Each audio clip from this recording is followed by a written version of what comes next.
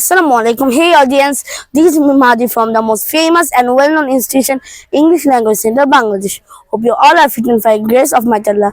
Today I want to say about the advantage and disadvantage of artificial intelligence or AI. So let's begin. AI or artificial intelligence is the thing that we use in our regular life. AI is a field of science computer focus on creating things that can perform tasks that we use with our intelligence. It parts and parcel our life. We can do many works with AI, like we can understanding language, then solving mathematics question, doing homeworks, and knowing information of the world, etc. There are different kinds of AI, like narrow AI, general AI, etc.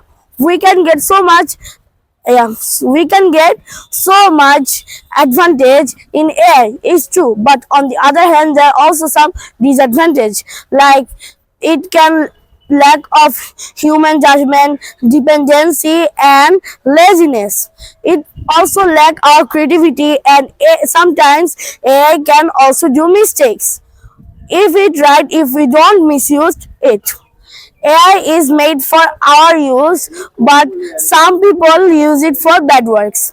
Thank you for watching me cordially. See you in the next video. Bye.